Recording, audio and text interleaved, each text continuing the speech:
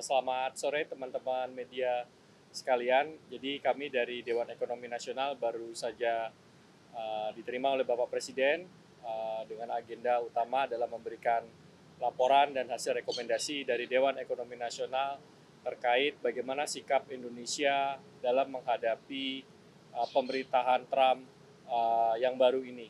Bagaimana dampak atau potensi dampak yang akan terjadi kepada Indonesia dari segi kebijakan Trump, terutama terkait dengan tarif, terkait dengan imigrasi, bagaimana dampaknya terhadap ekonomi kita, apa dampak positif dan negatifnya. Tadi kami sudah laporkan secara detail kepada Bapak Presiden dan Bapak Presiden juga sudah memberikan arahan-arahan kepada kami untuk menindaklanjuti. Mungkin secara detail saya akan mohon kepada Pak Khatib Basri untuk bisa memberikan penjelasan lebih detail terkait dengan rekomendasi yang diberikan oleh Dewan Ekonomi Nasional kepada Bapak Presiden terkait dengan kebijakan Trump. Saya persilakan Pak Khatib. Terima kasih. Mungkin saya memberikan background-nya dulu ya, karena ketidakpastian dari kebijakan itu masih terjadi di Amerika Serikat, mengingat bahwa belum semua pos dari menterinya itu sudah terisi. Jadi ini akan memakan waktu sehingga dinamika itu pasti akan terjadi. Tetapi beberapa hal yang tadi dari Dewan Ekonomi Nasional membahas bersama Bapak Presiden adalah mengenai potensi atau risiko yang harus dihadapi Indonesia.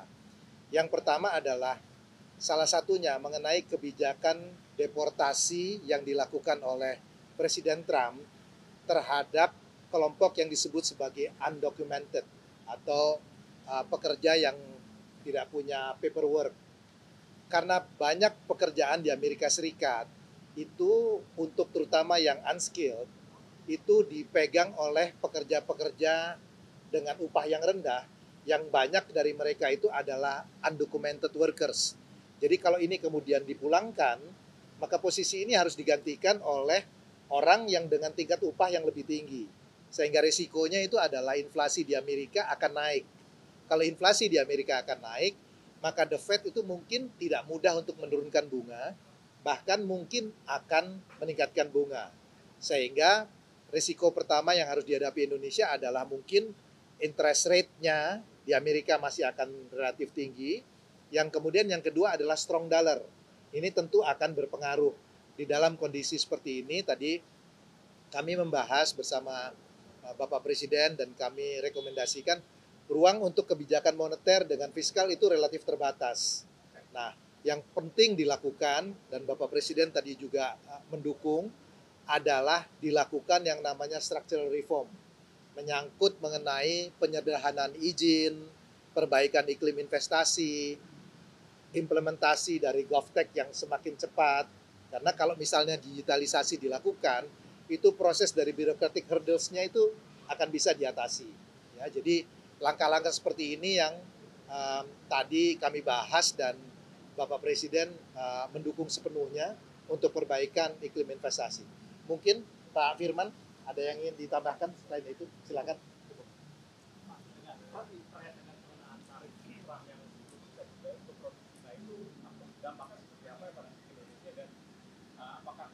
Barang-barang ilegal dari China itu berpotensi bocor ke Indonesia juga.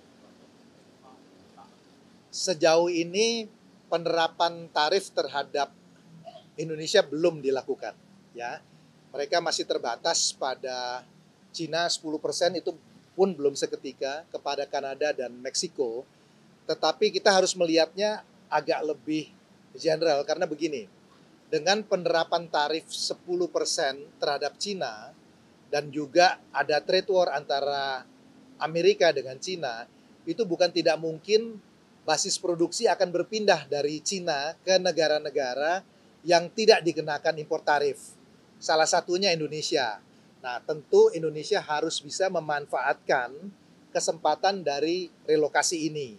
Itulah yang tadi kami sampaikan kepada Bapak Presiden, pentingnya untuk perbaikan iklim investasi, konsistensi dari kebijakan, kepastian usaha. Karena kalau ini yang terjadi, maka posisi Indonesia sebetulnya bisa diuntungkan.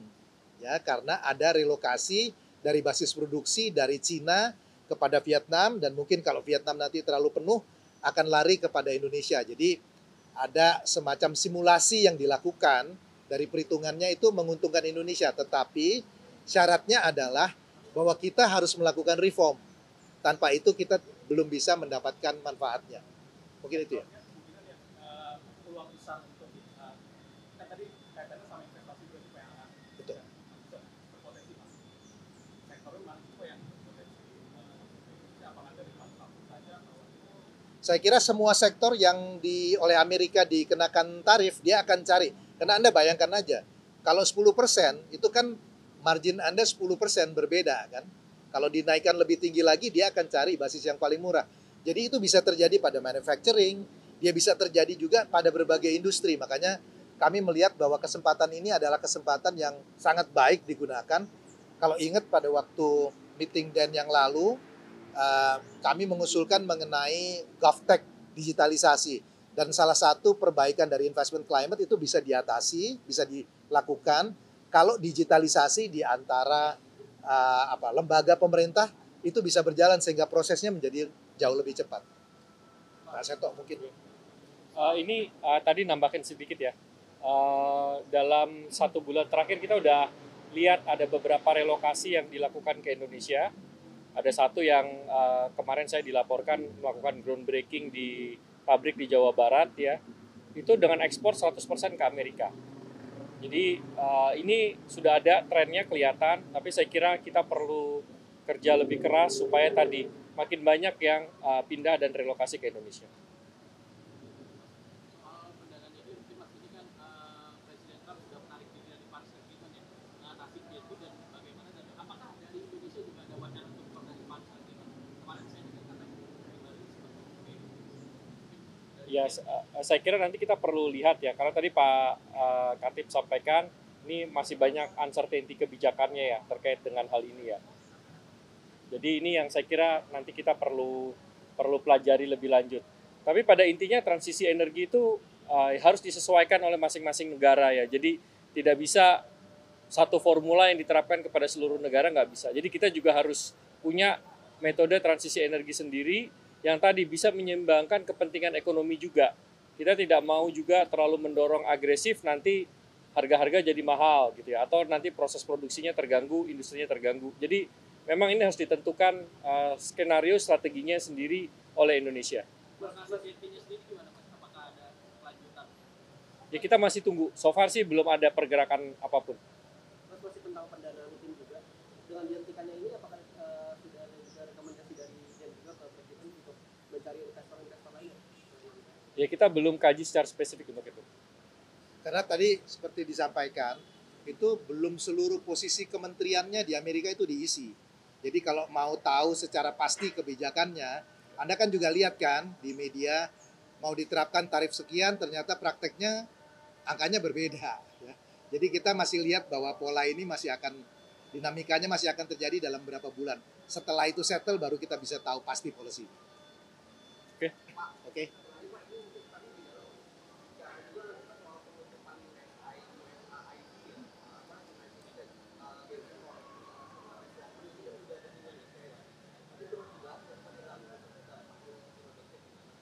Enggak spesifik. Karena saya kira kan itu kebijakan internal pemerintah Amerika ya.